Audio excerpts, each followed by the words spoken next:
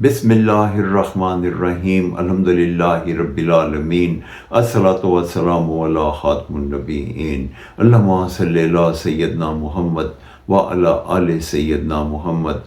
السلام علیکم ورحمۃ اللہ وبرکاتہ میرے ناظرین و سامعین۔ میری آج کی حدیث صحیح بخاری سے ہے۔